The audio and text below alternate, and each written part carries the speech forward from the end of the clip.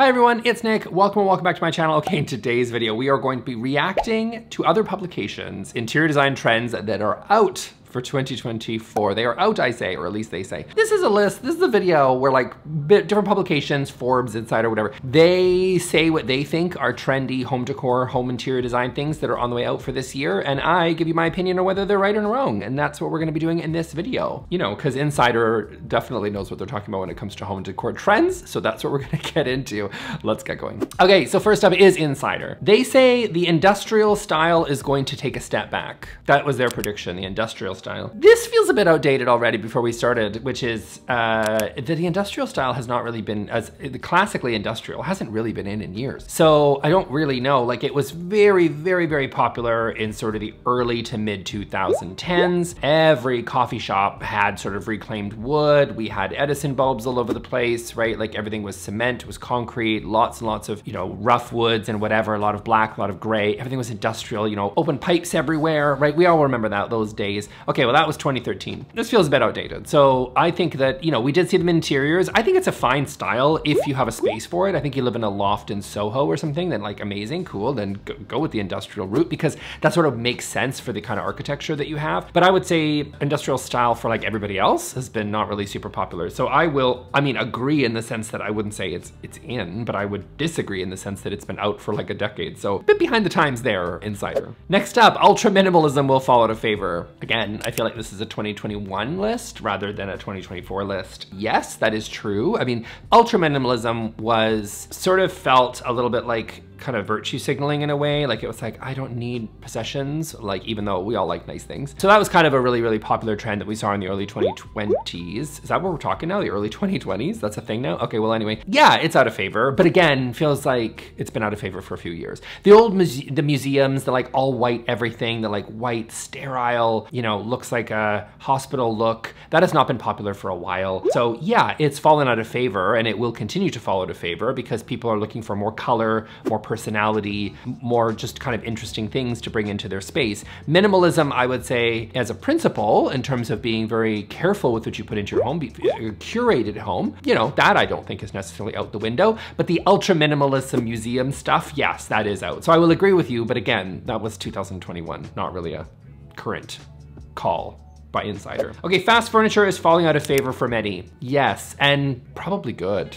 right? Well, not probably, like probably good, right? Like, I mean, I'm just gonna say, I'm not gonna shame anybody for like whatever a person's budget is. Not, you know, handmade quality furniture, whatever is really expensive. Now, if you can find some of that stuff vintage, you can oftentimes get a steal of a deal, especially if you wanna put some elbow grease into it and you wanna sort of upgrade it yourself and give it a little refresh, then that can be really awesome. There's some great deals out there. So money isn't completely a barrier, but the reality is, I think for a lot of people is that they're still buying a lot of stuff from, you know, IKEA and Target and places that are obviously gonna be much cheaper price point. Some of that stuff is pretty good quality and some of that stuff is really not. I think it sort of just kind of depends. I would say that the fast decor stuff, so the not so much about necessarily just the quality, but the speed at which trends are moving, I hope that slows down because, you know, listen, I live in this business, I get it. Like the faster that the trends turn over, the faster I have content to tell you guys about, the more my business, you know what I mean? Like that's kind of the name of the game, but also, let's just take a step back. You know what I mean? Like we don't need to be switching over our houses every month or so. I'm not really all about that. Invest in quality pieces, could be vintage, could be new. I'm fine with that. Like if you find someone that can actually produce really great quality stuff that is in your personal style, you can keep that for years and years to come. So the speed at which these trends are being turned over, which is partly media driven, social media driven, you know, that should probably go away. So I will agree with Insider on that one. That is something hopefully people are rejecting in 2024. And then the color gray is out. Again, a couple of years behind the times on this one maybe, but like, sure, yeah, color gray is definitely out. Now, I will say, even though I have a video that says gray is out, okay, gray is a fine neutral. It's fine, gray is fine. Gray isn't bad, it's not a bad color. I'm gonna say it again. It's just a mix of black and white, and black is great and white is great. Like they're all fine. It's the like heaviness of having everything in that one. There's just no depth. or variation of tone in the design, and that sort of all gray everything is out. Now the gray wood floorings, I will say, are looking quite dated when I do see them, you know, in photos and stuff. It does sort of really look like you did your renovation between like 2018 and maybe 2021. That definitely just like feels like that's where you did your reno, was in that period where gray floors were really popular, those late 2010s. Yeah, in 2024, even now, I would say, we've seen that movement towards warmer tones. Lots and lots of blonde wood floors, which are great too, sure, fine, but like we've also seen those everywhere. So, you know, trends like this, they sort of ebb and flow a little bit. So you can't get so caught up in them, because especially in something as expensive as new flooring, just go with a wood species that you really like, that's gonna reflect sort of your design style, that is quality, that is natural, and kind of ignore a lot of the ebbs and flows of trends, I think, on this one. But gray, in terms of just that all gray look, yeah, it's been out for a little bit. Okay, and then let's move over to Elle Decor. Let's see what they have to say. They say high gloss walls are out, texture is in. Controversial. Well, were high gloss walls really super in? Like, I saw people doing some really cool things with like painting their banisters in high gloss paint, or maybe doing some weird things where they were like doing their ceiling, which is not, you know, conventional wisdom to paint your ceiling high gloss. I saw some cool applications of that. People highlighting some architectural details like archways or doorways or things that were really super, super cool. People having fun with high gloss paint. I wouldn't say if they were playing with high gloss paint necessarily on walls as like a widespread trend. I would actually say that the texture they're referring to, which is like the lime wash, the Roman clays, things like that, that is more likely to be something that has been active for a couple of years now and been very, very popular, that arguably, you know, might be something that might not be as timeless in a couple of years, or even in a year or so. So I would slightly disagree with this one, because I would say that high gloss walls, in my opinion, were never red hot. Now, of course, that's not to say that you can't use matte paint, because I do think that matte, or even the lime wash things, whatever, if you're really super into it, if you don't have kids, you're not concerned about the durability, which can sometimes be there, then it can be great, right? Most people will probably choose something like an eggshell, which kind of has a little bit more of a sheen to it, and therefore a little bit more durability than matte. But, you know, if you're comfortable with taking that risk, then, you know, go nuts and you can have fun with matte paint. So I would say that you know, you can still use it, but in terms of trend, it's definitely, the matte paints are more in the trendy direction right now, for sure. But we might actually be coming out the other side of that trend, actually, maybe. Okay, let's move over to Home and Garden. So Home and Garden says core. I actually love this one. They said core trends. I actually wish I had thought of this, so thank you, Home and Gardens. I agree. I think that what they're referring to here is the Barbie core, the carnival core, the, like, I don't know, Harry Potter core. You just attach core, TikTok core. Like, you can just put core on anything and it becomes a something. Adding core to a word does not a design style make. I said it. I said it. You don't need to add core to everything. Some of those, by the way, I made up. There's no, well, they're probably, someone said it. I'm sure someone's come up with Harry Potter core for sure. But, you know, you don't have to just attach core to a word just to make it. You can just have your own style. Like, you don't have to, you know, the reason I talk about interior design styles on this channel so much is because it gives people an anchor point. It's used as education. It's oftentimes locked into a period of history, oftentimes locked into a geographical location like Scandi, right? It often has some cultural meaning for sure, like Scandi does, or Japanese Zen does, or, you know, you got all these different sort of cultures and time periods and things, and design styles were popular at that time. And it was, you know, there's some features that are popular in those styles that make sense as an education tool, so people can do what ultimately they want to do, which is find your own style that is going to work for you. So you can borrow from different styles and see how they work together. That's why I do it. That's why I talk about design styles on this channel so much. Just because you put carnival core does not make it a design style. It's not anchored into a period of history. It's not anchored into a period of culture or time or anything like that. It's just, you just made it up. You just made it up. Cara Delevingne, you just made it up. You know what I'm referring to. I'll link here. You know what I mean? You just made it up. And that's okay. You're allowed to make things up. Like, you use stripes. I get it, right? RuPaul's house has stripes. Cool. Like, but you don't have to attach it and call it a core. Spooky core or whatever core. I'm tired of it. So I will agree with you, Home and Gardens. I'm hoping we can leave the core in the past and we can move on and talk about design styles for what they actually are. And then use that as a jumping off point to actually figure out your own personal style. And that's really what this is all about. Okay, Home and Gardens, open plan layouts. Oof, this is a controversial one. I will say that I kind of agree, but not really. And here's why. So I do still think that a lot of people like open concept, open plan. They like the great room, they like the kitchen, the living room. Now you might not, and that's totally cool. A lot of people like it because it can be great for entertaining in a way. It's really open. It can be great for kids. You can like look at the kids, you can whatever, keep an eye on them. You can engage in the different areas of your home at kind of the same time, and people aren't so sectioned off. But I would say that a lot of people are finding that the open concept doesn't work for them. There's a lot of advantages to closed concept, things like noise kind of management, right? So people, you know, in one room, you got the TV going and you can be in the kitchen and you're not necessarily bothered by the other person, right? So there are some advantages around noise, around mess, around being able to kind of, you know, the kitchen can have bunch of dirty dishes in it and you don't necessarily feel like it's overwhelming your living room, right? So there are some advantages to a closed concept or sort of a traditional home layout. I think both have their advantages and it just needs to work for you. It just needs to make sense for you and your family. Both make sense. I would still say for sure that we had so much open concept that as the pendulum swings, we are going to see more closed concepts for sure. And I do see them becoming a little bit more popular. People looking for ways to section off the house a little bit for privacy issues, for, as I said, noise, mess, things like that. I understand it. But I also see people looking for multi-purpose. They're living in smaller spaces and those things tend to do better in sort of open concept. So I think that both are great. Both make sense. It just needs to work for you.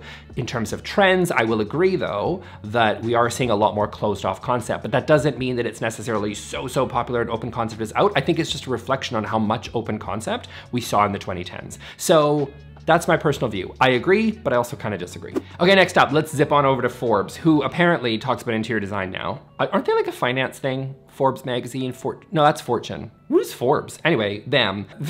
They just apparently know everything about style. So we're just gonna go and look at what they're talking about. Sliding barn doors. Okay, I am on record to say that I hate barn doors. I hate them for sound, smell, aesthetics. You don't live in a barn, farmhouse, all the reasons. It's been well established that how I feel about the barn doors and this situation, and just in general, the cheesy farmhouse. Listen, I made a career off of it. Like, let's not kid ourselves. Let's not beat around the bush here. Like, I made a career out of being the guy that hates on farmhouse. So even though I did a video called Fixing Farmhouse, which a lot of people didn't see, but it was my attempt to try to appeal to the farmhouse people and be like, see, I get what you want. I'm gonna just try to like steer you in a bit of a different direction. Listen, is this out? Yes, it's so out. It's so out, you know? But here's my problem. Oh, this gets me, is the amount of people that have doors that they insist need to be a barn door because of just the layout of their home. Like it's like a super narrow hallway. They're like, I can't put in a pocket door. I have no other options. That I do get. So I think a lot of people are just sort of like stuck with a barn door, or they feel like they're stuck in a barn door. And I did a video on things I wish builders would stop doing, and I think that was one of them, where it was just like, stop making doors that only work with barns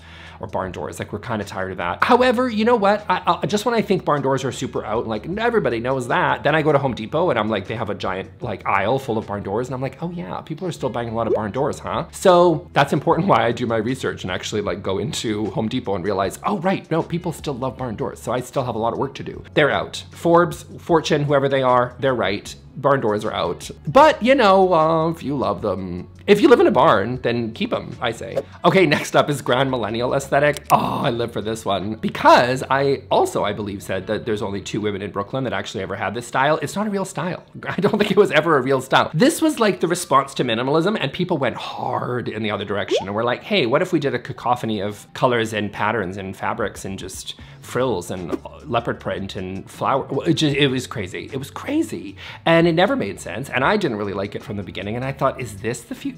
And then thankfully, oof, I'm so thankful, we ended up on a much more like dialed back traditional sort of style, which was like, oh yeah, we can have fun with florals. We can have fun with slip covers. We can have fun with with ornamentation in our woodwork and whatever. Like, okay, we can have fun there. We can put in a little Louis chair, but like, we don't have to have it in like leopard print mixed with an acrylic coffee table in hot pink. You know what I mean? We don't have to do that. We can be normal. And that was super fun. And I'm loving where that thing has gone, because I actually do like a lot of stuff in traditional. You know, traditional elements are super fun and I love looking at it, even if it's not always my personal style. I love that people are doing it in their homes. Grand Millennial was never a thing. It was never a thing. It was a red herring, and I called it. Just like Carnival Core is not a thing. I called that one too. They're just red herrings. They make you think they're trends, but they're not trends. They're not trends. No one was doing it. Next up is dining benches. Okay, I'm starting to think that Forbes magazine is watching my YouTube channel. So hi Forbes, I'm starting to think that they really are. If they come out with double kitchen islands, then I'm gonna be like, girl, quit watching my channel and whatever. But anyway, or do. You don't forget to like and subscribe, Forbes. Okay, Forbes, do I agree on? Yes, of course I agree on this. Dining benches are stupid. I always thought they were incredibly impractical. I have PTSD from being the youngest of 4 and sitting on that stupid dining bench. I hate dining benches, I always have and I always will. Do they ever make sense? No. No, maybe as repurpose it as a front hall bench. Boom, boom, you're good to go. Put that in your front hallway where people can use that to tie their shoes and you're good to go. So it's not a complete waste. You know, you repurpose that dining bench, throw it over in the corner over there at the entrance, at the hallway, and you're good to go. I would say, yeah, this was never good. I'm so glad that this is, I hope Forbes is right, but maybe they're just listening to me. So in which case I hope I'm right, but I hope I am.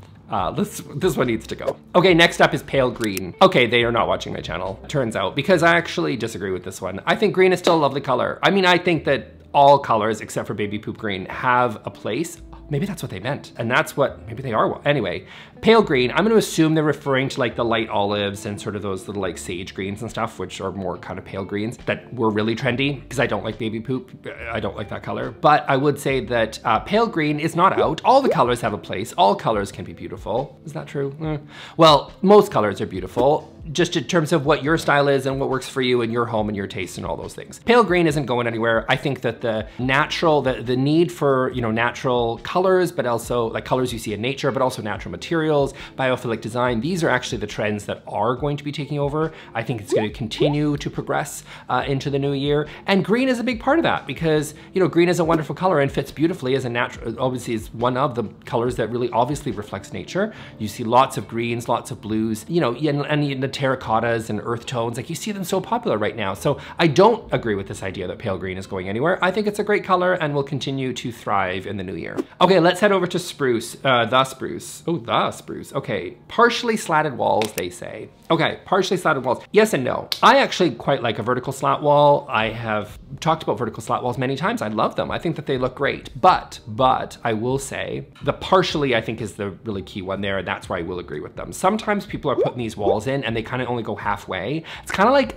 one of my pet peeves is like tile that goes like to the edge of the countertop and then just stops. Like, no, you gotta finish the tile work. It's gotta go right up to the cabinetry, right up to the ceiling. Like I hate when tiles just stop. And it's the same story here with the slatted walls. I think, yes, they're great for acoustics. They're a nice little kind of design. You're able to, there's a lot of great retailers that are like online ones that are just sort of like pumping out these things that make it really easy to apply. Some of them are even renter friendly, which is fabulous. You can just sort of kind of screw them on and you've got these great little slatted wall details and it can look really fun. And it's got like sort of a Japandi, sort of Japanese, sort of Zen sort of vibe to it. I think that they can be great, but you gotta finish them. They gotta like be a section and go like edge to edge. You gotta kind of, you got a nook where you say put a computer desk and you got a little nook area or like in sort of a little closety area or something, like you just got a little sort of workstation. Then a vertical slat wall is wonderful to put there. But when it goes like halfway across your dining, you know, room or something, and then you just stop halfway, no, you need to finish it. I hope that is a trend that needs to go. So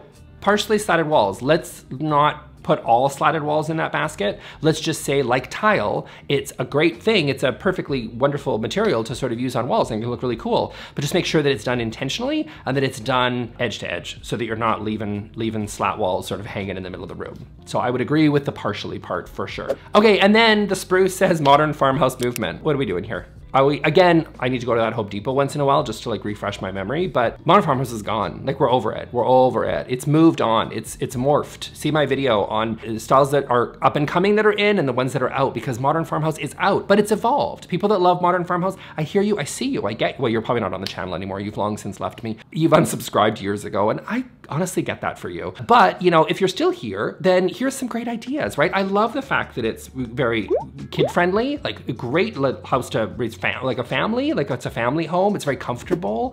It's very kind of rustic and lived in. A lot of people love that. It's very easy to do because there's lots of different places. It's very affordable because there's lots of different places that carry that type of stuff. I get it. But there's some directions that you can move into, I think, that you can make it feel a little bit more natural and a little bit less Hobby Lobby. That's the direction I think we're going with Farmhouse. Modern Organic obviously borrows a lot actually from, I think, Farmhouse. It still has some rustic elements, some organic elements in there. A lot of the materials used can be somewhat similar. So I wouldn't say Modern House is, well, is it dead? You know, it's it's not doing well, but I think it's evolved. I think it's changing and it's evolving. A lot of people that love that style, I think, are just making some edits and changing and evolving with the times. You know, I would personally say that, like, as much as people talk about, you know, Joanna Gaines and her style with the shiplap everywhere, and then you've got like Studio McGee, who's very, very popular and people love Studio McGee. I see a through line there. Like, I see a through line of like where that Farmhouse kind of went, you know what I mean? And I think you look at a style like Studio McGee stuff, and I think there is some similarities in style. So I wouldn't say it's completely dead. I think it's just like every style, I think it's evolved with the times and will continue, hopefully, to do so as we move forward into the new year. Okay, so that's it for me for today, guys. I hope you really enjoyed this video. So that was my reaction to those different publications and what they think is ready to go. What do you guys think? Do you agree? Is there anything else that I missed down below that you also think is going that, you know, maybe, anything you disagree with on this list? Like, do you think they're sticking around? Let me know, and I will see you on the next video. Thanks, bye.